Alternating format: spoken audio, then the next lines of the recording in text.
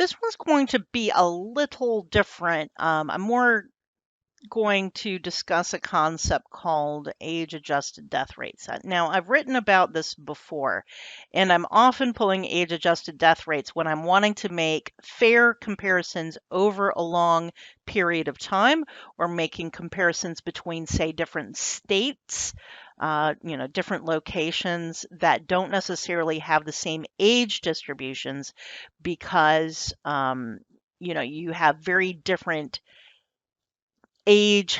Okay, so you have different age distributions between, say, different counties or different states, and there's a huge age component to mortality. So the issue is, and so let's just go to, and let's just work in our ICD-10, our underlying cause of death, 1999 to 2020 database. We'll just stay in this one because I'm going to do a couple different data draws in this over the entire period just for the whole thing, and we're going to do age-adjusted death rate. So I'll just send it, and I'm going to be exporting under different situations. So here we're going to see our regular, and this is for all causes. I didn't do any restrictions. I'm just doing it year by year. It's going to be pretty close for 1999, 2000. It's not exactly the same, okay, for the crude rate and the age-adjusted rate, and there are reasons it differs, and I don't want to get into why they differ, even though it's supposedly a 2000 reference population. They're close. They're close enough, okay? So 1999, they're close. It looks like the closest match is actually around the year 2003 for the whole population. In any case, the numbers are similar, but they really do diverge. And they really diverged in 2020. But you can see that the crude rate and the age adjusted rate for mortality really diverges as time goes along as we get farther and farther from the year 2000. So I'm going to export that set. Okay, and that captures all of the query info.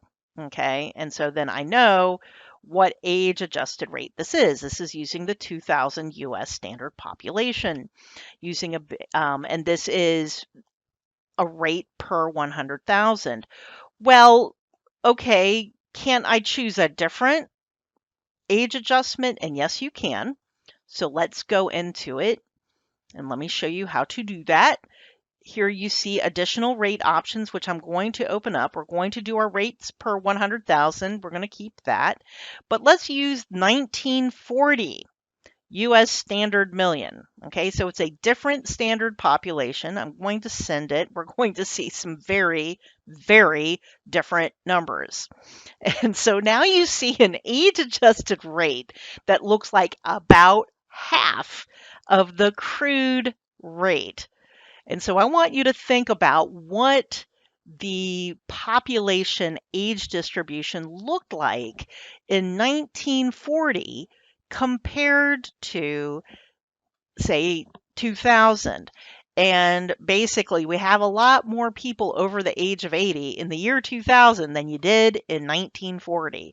And that's basically what's going on here. That's why this rate is a lot higher in, say, 2000 than in 1940. There is a much smaller weight when you do the weighted average on old people when you use a 1940 weighted average. So let's export that one. Okay, let's see what other choices we have for age-adjusted rates. Okay, let's use the 1970 standard million. And you'll see there's another 2000 here. When you ask for age-adjusted rate options, it's the US 2000 US standard population that they give you. I'm going to do that one. Okay, so now you see it's still lower than what we had in 2000. So in 1970, again, so there's more old people in 1970 than in 1940, but not as many old people as in the year 2000. So let's export that. And let's go back to our request form. And I'm going to do this last one because I just want to make a comparison.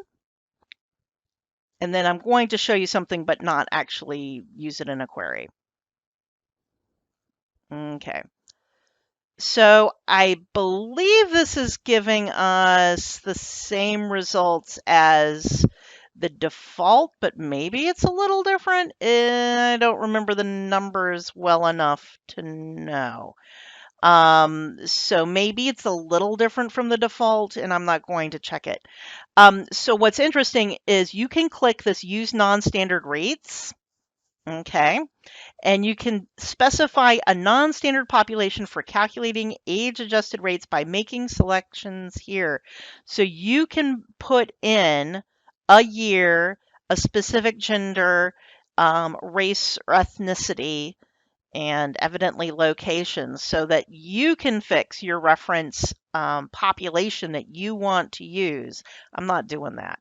Um, if you want to do that, so I wouldn't do that myself. I would prefer to just pull, like, say, the single year age info and then, do my own calculations using my own rates. I'm going to go back to the defaults for now, but let's switch over to Excel and do a graph comparing these age adjusted rates and against the crude rate and see how all of these differ.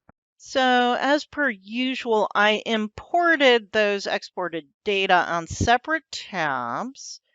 And what I want to do, I did, by the way, figure out that the 2000 US standard million is the same as the 2000 US standard. I'm not quite sure why they have them as separate options. There's probably a reason. Let's not worry about it. Okay, so I am thinking I'm going to use some color scale conditional formatting on this to make it pop when it's bad. So the bigger the positive number, so this is year over year percentage change, the bigger the positive number, that means the number got bigger, the mortality rate got bigger, that's bad. So let's do this. And the concept is this. We're trying to see, do these age-adjusted death rates, do they show different trends if we use different reference, if we use different reference populations? And in general, like positive or negative, well, it can in some years. So look at this one. So in the year 2016, using our reference year 2000 population, we had an increase in mortality, but using the crude showed an increase in mortality. The standard showed a decrease in mortality. 1940 showed an increase. 1970 showed a decrease. So that actually shows you the importance of, and this actually doesn't surprise me because I remember what happened in 2016. So 2016 was one of those years that the media said, oh, the life expectancy dropped. Again, that's period life expectancy. So again, the age adjusted mortality actually went down if you use the 2000 reference population. But if you use the crude population, how the population actually is, mortality went up. Use 1940, mortality went up. Use 1970, mortality went down. So that's actually kind of funny. And that's what happens when you try to collapse mortality movements. Some mortality rates went up for some ages. And if I remember, it was like young adults and some middle-aged adults, mortality rates went up, and that's because of drug overdoses. And then like for older adults, mortality rates went down because of improved medical treatment. So this is the thing. You're trying to collapse mortality trends into one number with these age-adjusted mortality rates. And that's kind of an issue when you're trying to do big mortality trends and collapse it. But when you see something like COVID, where it's this huge thing. So for the whole population, the crude mortality went up 18%. The age-adjusted mortality went up 16.8%. But again, if we use 1940, it's 17.7. If we use 1970, it's 16.9, which is not that different from the year 2000 mortality. I had been saying, well, we should be having a new reference population, but it looks like they prefer to do it every 30 years. So no, it looks like we're not going to get a new reference population until 2030. So we got to hang on until 2030 till we get a new age-adjusted mortality rate basis. So ta-da! But it is interesting. So 2016 is one of those years where we have uh, opposing, positives and negatives. And there may be, let's see if I can find any others real quick.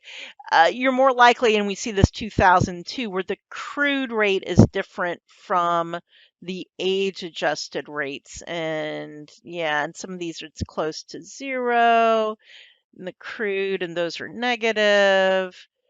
So anyway, we're not really seeing, maybe it's a 2013. And it's just the pattern of what's going on, which ages are going up, which ages are going down, and how the weighted average is calculated. But you can see, if we're using the 1940, so let me graph this. Okay, using en gray. Okay, so my dark line at the top is the crude rate. And of course, our current population has a lot more old people than the 2000 population. So that age-adjusted rate is lower. And then the 1970 had even fewer old people, so that's lower. Now I got a little extra data label over here, and then the 1940 is even lower. They have similar trends going down, and then a big jump up for 2020 because of COVID. No big deal there. They're all showing similar trends, the short-term trends when it goes up, and, stuff going on in 2016. They do differ from what the crude rate is doing, because the reference populations that they use for their weighted average has a very different age distribution. And that's all that is. So when we do age-adjusted death rates, when we make comparisons, I'm using something that is using an age distribution, and it's going to be skewed towards a younger population when the boomers were like 20 years younger, essentially, when I'm making comparisons between states. Maybe we should be doing something that's more like a 2020, okay? But you would have to do something like use a non-standard reference population. That said, they all have similar trends. Even it's only in some small differences. We still tend to use this 2000 standard reference population. And as you can see, it drifts away, and I guess they're going to get a new reference population in 2030. They do it every 30 years. There you go.